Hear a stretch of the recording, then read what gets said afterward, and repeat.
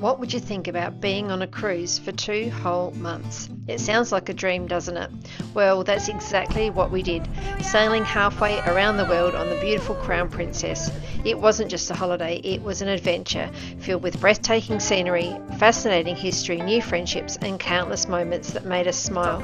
So join us as I look back on some of our favourite places and highlights from this incredible half-world voyage.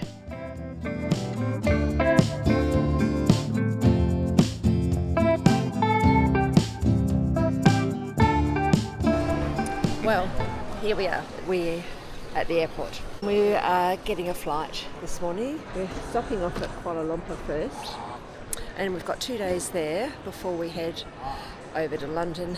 And we've got a few days there, and then we're on our cruise. So we're a little mini holiday before our holiday. The adventure began long before we ever stepped on board. We flew out of Adelaide full of excitement and headed to Kuala Lumpur. 2 nights there gave us time to relax and let it sink in that our long-planned adventure had finally begun. We are here in Malaysia. We're staying at the Ibis, right near the international airport. Pool is good. The drinks are cold and the pool is the perfect temperature. Then it was on to London, and what an amazing 4 days that was. From Buckingham Palace to London Bridge, out to Hampton Court and the Tower of London. It felt like walking through history. We loved exploring the little markets, strolling through the parks and finding cosy spots for a beer.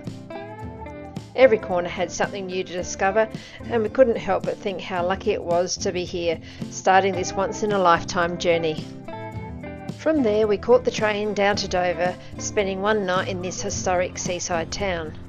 We saw the ship in the port the next day in the afternoon, and we were so excited. It was the big adventure about to truly begin. It was so exciting as the Crown Princess pulled away from Dover. We stood on deck and watched the famous white cliffs fade into the distance.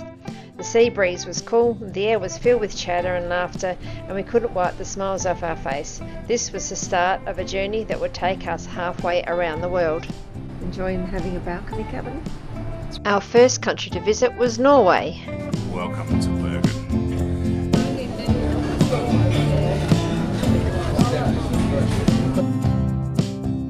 In Bergen, we wandered the colourful streets and soaked up the Scandinavian charm.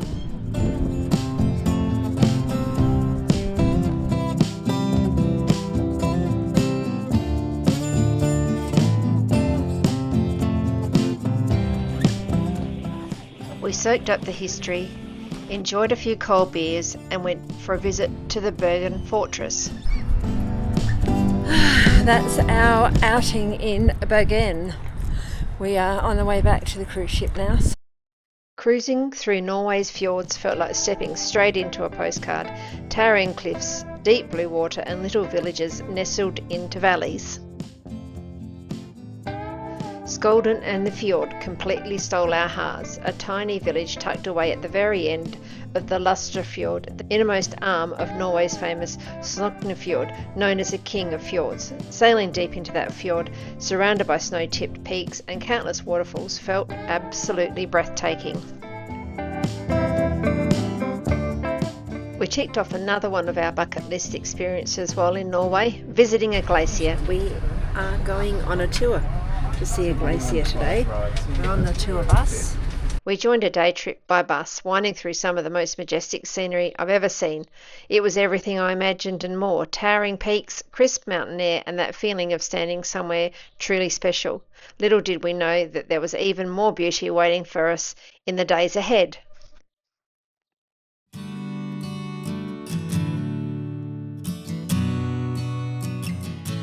Back on board, we enjoyed a relaxing sail away from Skolden, sitting at the back of the ship near the pool, or actually in the pool, watching the fjord slowly slip away behind us, the perfect farewell to such a breathtaking place. Our next stop in Norway was Honningsvåg, and we were blessed with beautiful sunny conditions and clear blue skies. We are in Honningsvåg in the Arctic Circle. We are. Look at this little harbour around here. The reflections on the water were incredible, and we were completely taken by how peaceful and picturesque the little village was. I decided to take a hike up to the top lookout, Nordkappkrappa. Well, I'm going to test my stamina and try to get up to the top. Apparently it's a half-hour walk up there, so I feel like it might be a bit longer for me. Anyway, I've gotten the first bit done, so there's number one, stage one, and I think we've got a number of stages, so let's see if I can make it up there. Alright, I'm on my way up the path. See ya. More. We'll never make it at 9:30.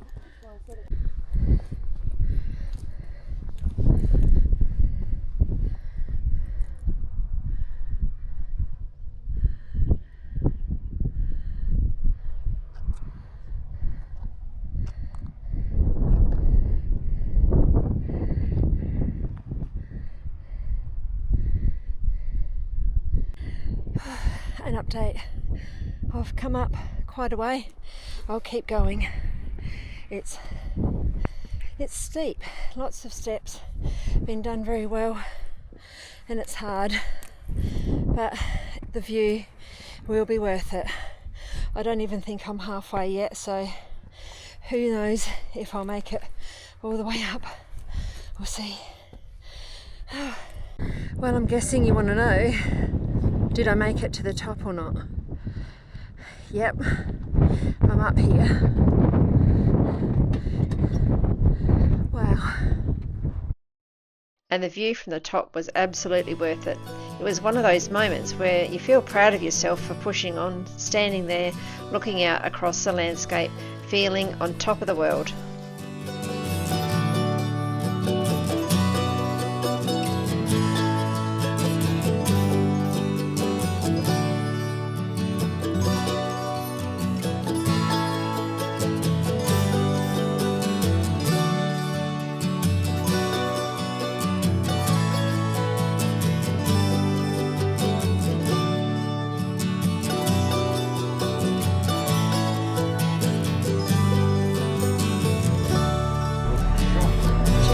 Cheers.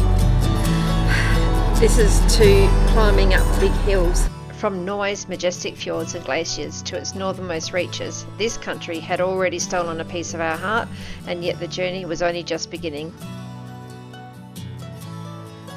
One of the things that struck me about being this far north was how the sun barely sets, even late at night. There's this magical glow in the sky, soft light that lingers like twilight that never ends. Our next destination was another bucket list country, Iceland. We arrived in Reykjavik, and what a beautiful place it was.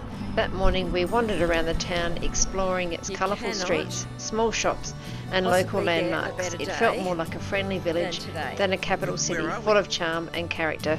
I don't know where we are. I have already mentioned welcome to Reykjavik in Iceland. No. And we're going to have a little walk around this morning. You can't get much more perfect than this, can you?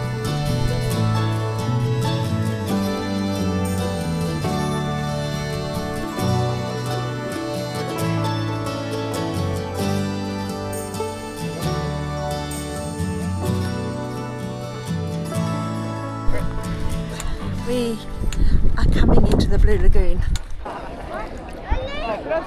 Oh, it feels really floaty. It feels very weird, like you don't have to hold yourself up. In the afternoon, we joined an organised tour to another bucket list experience, the famous Blue Lagoon. It was every bit as stunning as we imagined, milky blue water surrounded by black volcanic rock. And how good a day are we having here? The weather is amazing. Steam drifting into the cool air and that incredible sense of peace as you float in warm, mineral-rich water.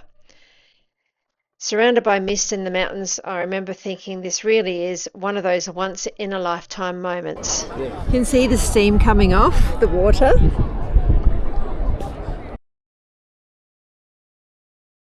Back on board, I couldn't resist the chance to try and spot the northern lights. It's always been a dream of mine to see them dancing across the sky. Our next stop was another gem, a beautiful fjord town surrounded by steep mountains and still water that mirrored the sky. It was Isafjord.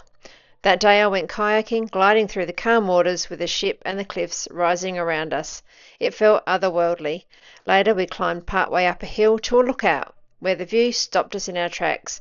Below us the ship looked tiny against the vastness of the fjord. The town tucked neatly along the shoreline. Moments like that make you realise just how grand and beautiful the world really is. As a crown princess pulled away from Iceland, we knew the next chapter would be something truly special. Greenland was up next, raw, remote and absolutely unforgettable. We were looking out for icebergs. It's very nippy, but how about this? So clear. How lucky are we to get this beautiful weather like this? Oh my gosh, there's an iceberg floating out over there. Entering the icy waters of Greenland, we were treated to something quite unexpected. Prince Christian Sound. It wasn't even on the radar, but it turned out to be one of the most breathtaking days of the entire voyage. From our balcony, we watched in absolute awe as a crown princess slowly made her way through the narrow channel. Sheets of ice drifted gently past, glaciers slid down valleys, and waterfalls spilled from the cliffs into the glassy blue water below. Everywhere we looked, the scenery was just majestic. Towering rock faces plunging straight into the sea, patches of snow clinging onto the peaks, and that incredible silence that makes you feel small in the best possible way.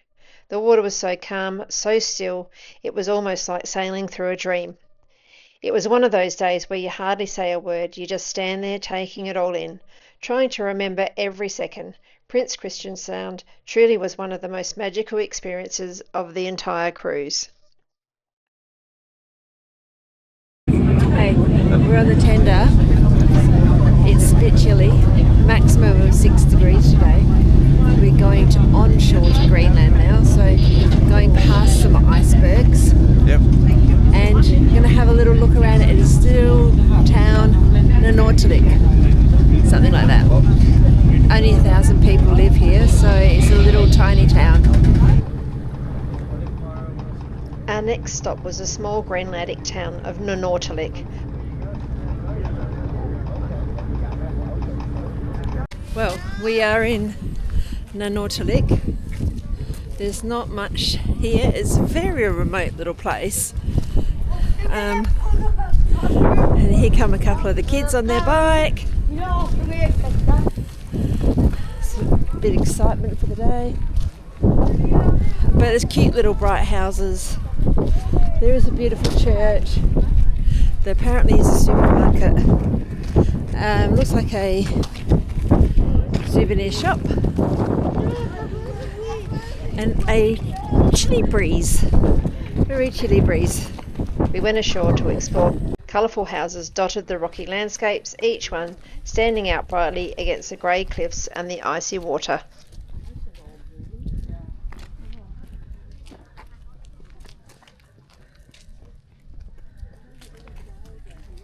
Lots to see here, isn't there? There is.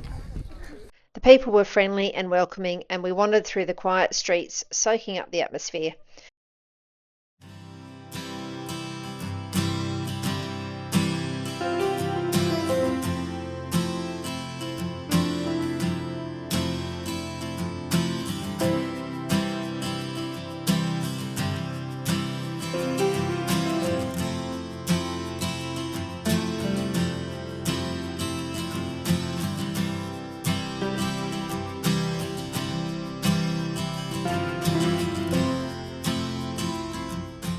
And of course we couldn't resist ducking into the local pub to enjoy a cold Greenland beer, chatting with a few locals and just feeling grateful to be somewhere so remote and so special. What are you having? I'm having a Greenland beer. I'll show you. One of these.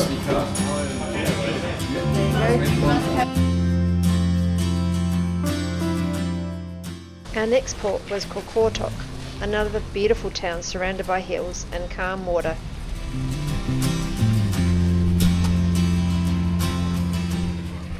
We wrapped up warmly, coats, hats, gloves, and set off to explore on foot. The air was crisp but not harsh, and the reflections on the water were stunning.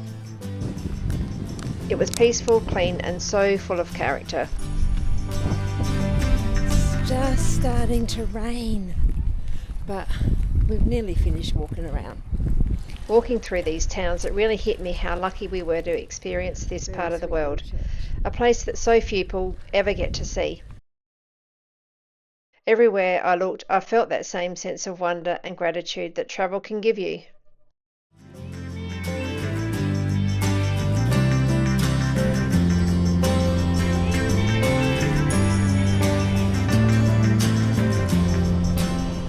And as we set sail away from Greenland, I knew this was a part of the world I'd never forget, raw, untouched and absolutely beautiful. And with the Arctic fading behind us, we began the next leg of our journey, across the Atlantic towards Canada and the United States. Leaving Greenland behind, our next stop brought us back to the friendly Canadian city of Halifax, Nova Scotia. Right on. We've finally arrived in Halifax.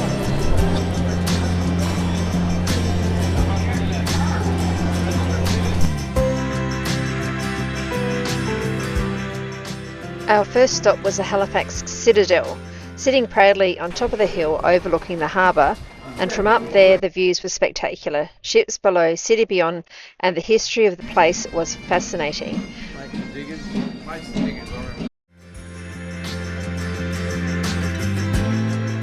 After that, we wandered down into the city streets, past old buildings and stopping for a lovely lunch and soaking up that relaxed maritime vibe. Halifax was a perfect mix of old world charm and modern energy. It was a wonderful place to spend the day.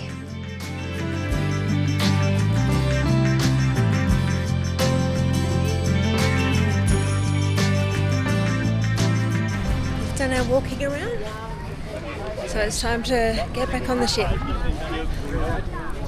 Very nice little place, Halifax. What do you think? Yeah, it's very cute. Yeah.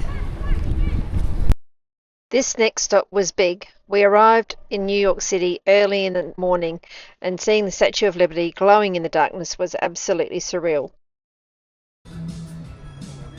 We spent the first day doing what we love most, exploring on foot on a walking tour, and we walked and walked and walked some more. New York City makes you feel alive. We saw so many famous landmarks: the Brooklyn Bridge, the New York Stock Exchange, the moving 9/11 Memorial and City Hall, plus much more. Every corner felt like a movie scene. Skyscrapers are towering above us, yellow taxis rushing by, and that constant hum of the city.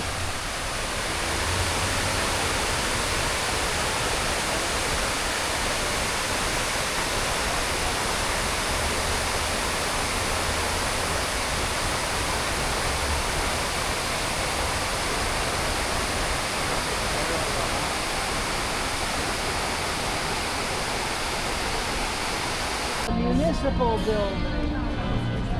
Council. He would get a cut, break people in. We found our way to Chinatown, where we stopped for some delicious dumplings. And later we hopped on the subway, because you can't come to New York City and not ride on the subway.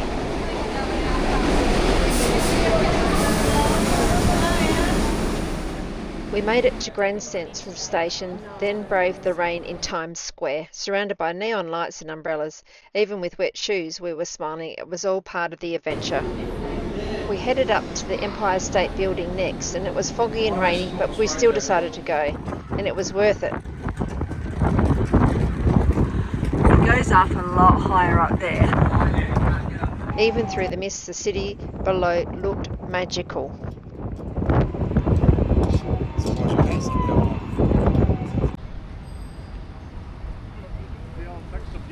On our second day in New York, we explored Central Park, taking a long walk through the greenery Amazing view. before heading out along Fifth Avenue and down past lots of famous landmarks, then Radio City Music Hall. Penn and Teller, sold out. I grabbed a snack from one of the New York food carts, and we just enjoyed soaking up the buzz of the city. By the end of our stay, our feet were sore, but our hearts were full. New York had been everything we imagined: energetic, loud, and completely unforgettable. Next, we'd be trading skyscrapers for sunshine as the Crown Princess continued south towards Miami, the Caribbean, and the famous Panama Canal. After the energy of New York, the Crown Princess carried us south to a place bursting with colour and sunshine, Miami. The skies were a brilliant blue, the air was warm, and it instantly felt like summer again. We were all dressed for the heat, enjoying a cool drink at a waterfront bar and soaking up those laid-back Miami vibes. Later we hopped aboard a water taxi, gliding across the bay towards South Beach. Pastel-coloured Art Deco buildings looked just as beautiful as the postcards promise, lined up neatly along the ocean drive. And we couldn't resist a swim. The water was warm, so warm and clear, before heading to another little bar nearby for a drink to celebrate the day. It was one of those perfect afternoons of sunshine, laughter, and that wonderful holiday feeling. Later that evening, standing on deck, we toasted with one last drink as Miami's lights twinkled behind us, a magical farewell as the Crown Princess sailed right out into the night.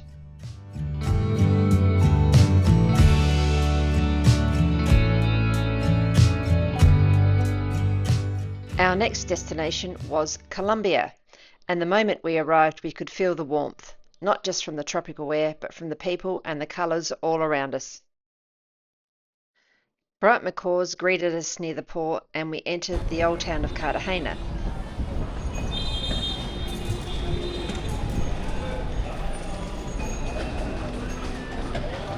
Wow, very pretty. How pretty is this? Yeah. Oh.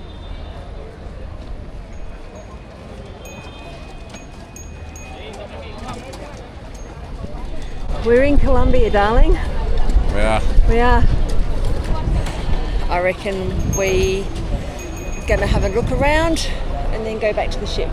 It's hot. It was like stepping into a painting, with pastel buildings and ornate balconies lining the narrow cobbled streets, flowers spilling over railings and music drifting through open windows. We wandered through the maze of laneways, stopping to browse for souvenirs and to admire the incredible architecture.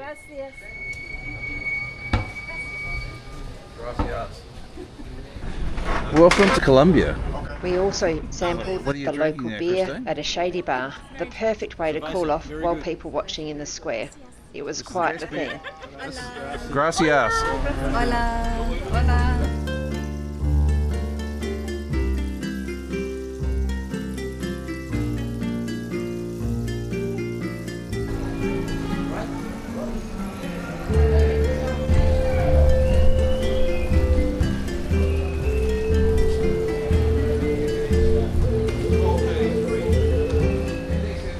And eventually we found ourselves back at the Clock Tower Square, framed by those iconic yellow buildings glowing in the afternoon sun. Cartagena was vibrant, lively and full of spirit, the kind of place that stays with you long after you've left.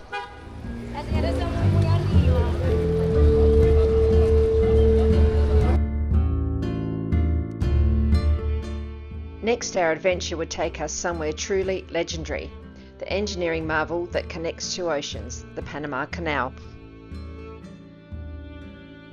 This next part of our journey was something that was truly extraordinary, one of the world's greatest engineering feats, the Panama Canal. From the moment we approached the first lock, there was a real buzz on board and everyone was out on deck, cameras in hand, ready to witness this bucket list moment. This process was fascinating to watch. Tugboats guiding us carefully into position, huge steel gates closing behind us, and the water slowly rising. It was like watching a living machine at work with so much precision and teamwork involved. There was excitement in the air and a feeling that we were part of something historic.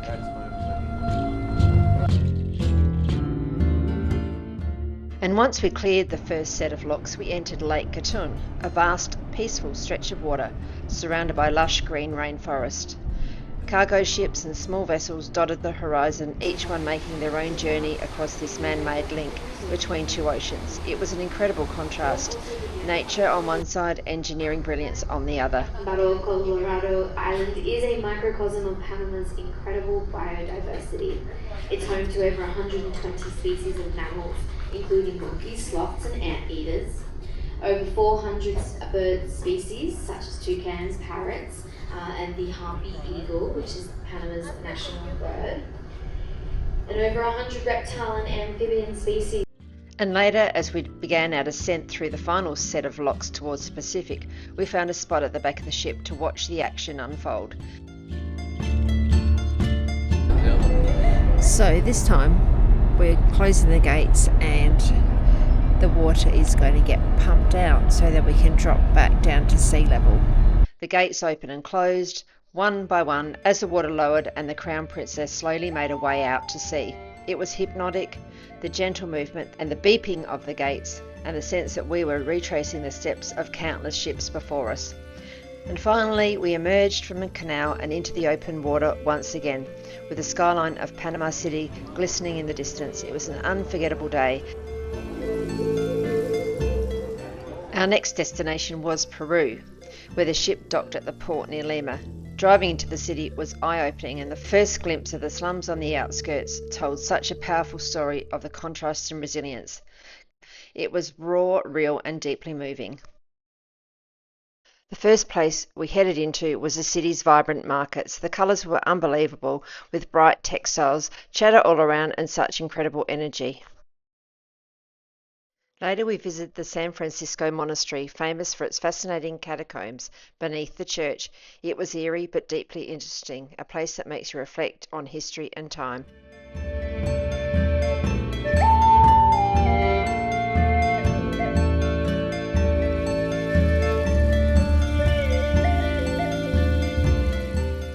And that evening we went to a stunning waterfall and fountain display, where the lights and music created the most magical atmosphere to end the day.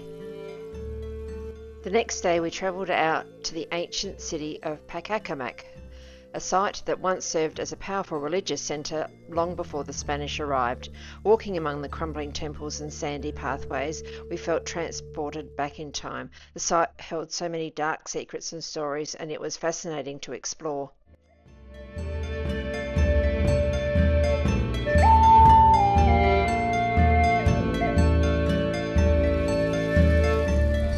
Our final port in Peru was a small seaside village of Paracas. It was a relaxed, cheerful place, colourful souvenir shops, friendly locals and the sea breeze drifting through the streets.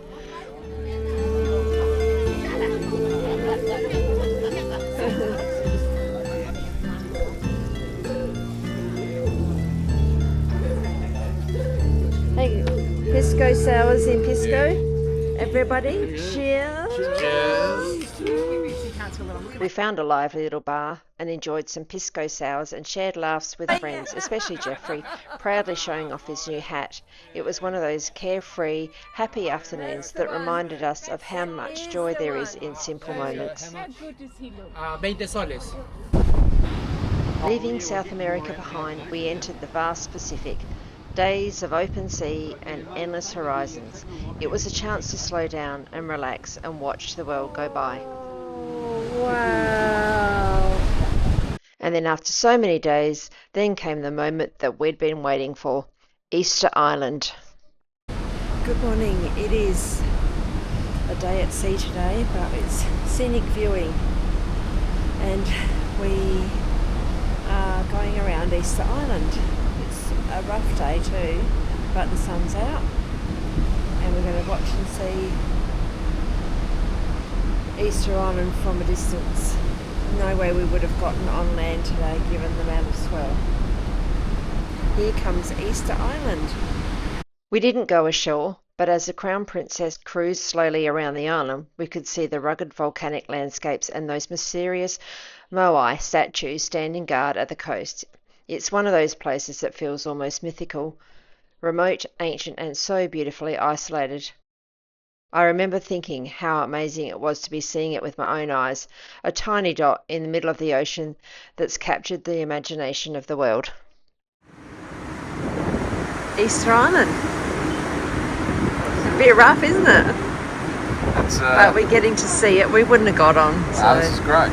yeah, Got a good spot. very rough out there. A couple of days later, we passed another legendary place, Pitcairn Island, home to the descendants of the mutineers of the Bounty. It's tiny, just a small patch of green surrounded by endless blue, but it has such a rich and storied history. As we listened to the commentary and looked through binoculars from the deck, it was hard to imagine a more remote place to call home. And from these remote Pacific islands, our voyage continued onward, toward the turquoise waters and lush green mountains of French Polynesia. After days surrounded by open ocean, the sight of Tahiti was pure magic. Lush green mountains rose from the sea, the air was warm and floral, and the colour of the water was the kind that you only ever dream about, clear turquoise and full of life. We arrived in Papeete, the capital of French Polynesia, and from the moment we stepped ashore, the atmosphere felt tropical and relaxed.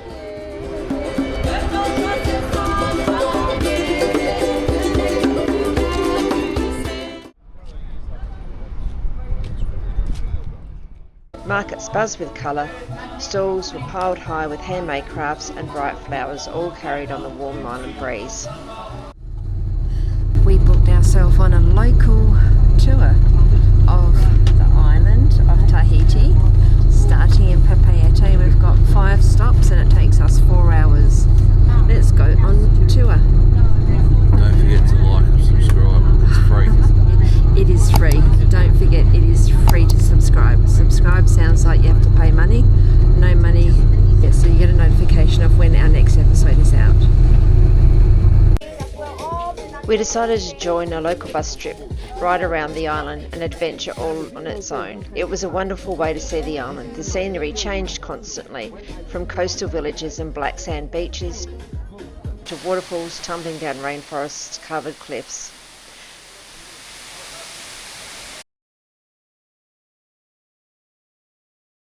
The road hugged the coastline, revealing view after view of shimmering blue and towering peaks. Every bend brought another postcard moment, and I found myself smiling the whole way, completely caught up in the beauty of it all. We can swim in the cave, but we don't want to get back on the bus all wet. But it's nice, it's beautiful. Very clear.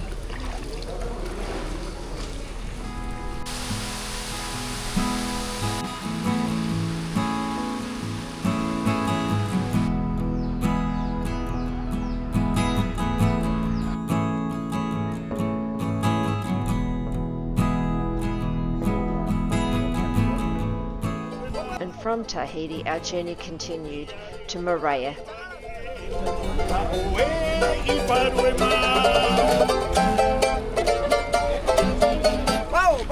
Thank you. And just when you think the scenery can't get possibly any better, we arrived in Moorea, a place that truly takes your breath away. Towering emerald peaks, calm turquoise lagoons, and water so clear you can see straight to the coral at the bottom. It looked like paradise, because it was. That morning we joined a small boat trip across to the lagoon to a nearby motu, one of those tiny coral islands fringed with palm trees. And as we skimmed over the water, rays of sunlight danced across the surface, and we remember thinking this is exactly how we imagined French Polynesia would be. When we arrived, masks and fins on, we jumped straight into the warm, crystal clear blue. The snorkeling was incredible. Coral gardens teeming with colourful fish,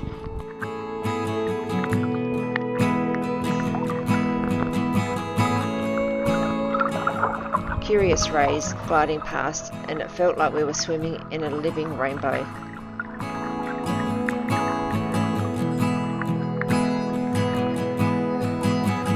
I just saw one come under me. Oh, yeah, come under me. Oh, cool.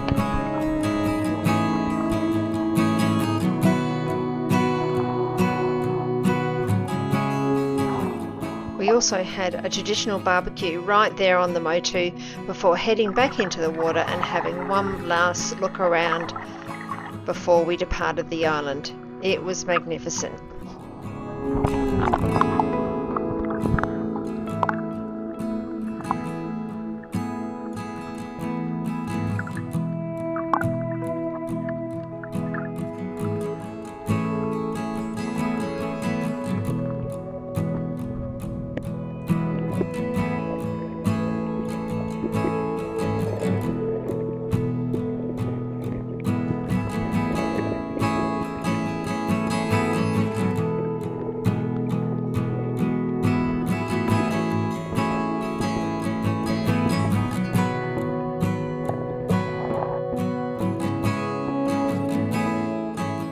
It was one of those simple, perfect days that you never want to end. Sunshine, laughter and good company in one of the most beautiful places on earth. As we headed back across the lagoon, the sun glistened on the water and the mountains glowed in the distance, and we remember sitting there quietly feeling very grateful for a day so full of joy and beauty.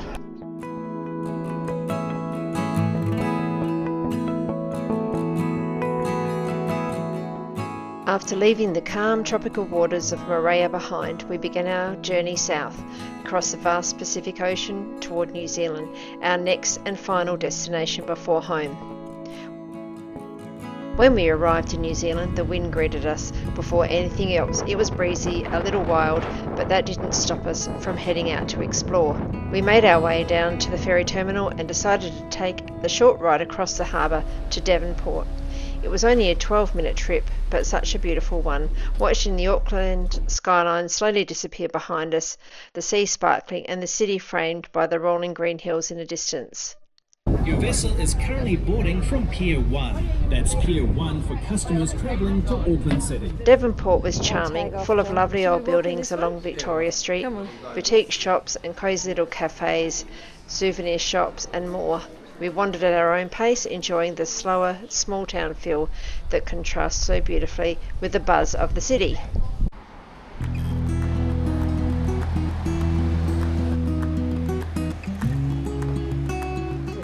We stopped for a classic fish and chips lunch, which was a perfect little Kiwi moment. We're having fish and chips for lunch, which is yummy. And a glass of wine and a glass of beer. Soon it was time to head back on the ferry, watching the skyline of Auckland grow taller as we neared the city.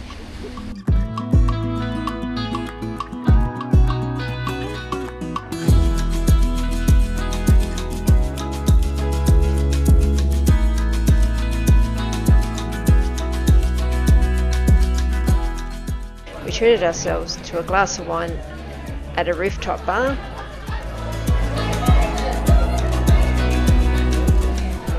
and followed by a stop at a local oyster bar, the perfect way to wrap up our day.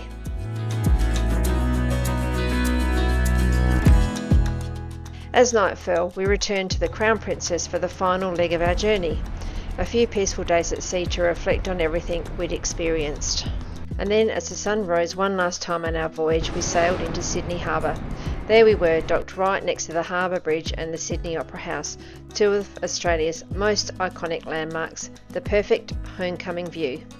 Standing on deck that morning, I couldn't help but feel so grateful for the adventures, the memories and the new friends, and the chance to see so much of the world in one incredible journey. It was truly the trip of a lifetime, and one we will cherish forever. And while this chapter came to an end as we stepped back onto Australian soil, our adventures are far from over, because next we'll hitch the caravan up once again, ready to explore more of our own backyard. And what an incredible journey this has been, from Europe's majestic fjords to the tropics of French Polynesia and finally back home to Sydney. It's hard to put it into words just how amazing this half-world voyage was, and how grateful we are that we got to experience it all. We've seen so many breathtaking places, met some wonderful people and made memories that will last a lifetime. And if you've followed along this cruise series, thank you so much for coming with us. It's been such a joy to share it with you. But don't go anywhere, because this isn't the end of our adventures. Next we'll be back on the road with our caravan, exploring Australia's incredible landscapes, hidden gems and beautiful coastal towns. It's a whole new chapter of travel, and we can't wait to take you along for the ride. Don't forget that if you've enjoyed this episode, like, subscribe and hit that notification bell so you don't miss what's coming next. And thanks for watching. We'll see you soon on our next adventure. If you've enjoyed this summary of our half-world cruise, you can dive even deeper into the journey. Just click on the videos here and watch the extended options from each of the destinations we visited. There's so much more to see. So thanks again for watching, and I hope you enjoy exploring the full series.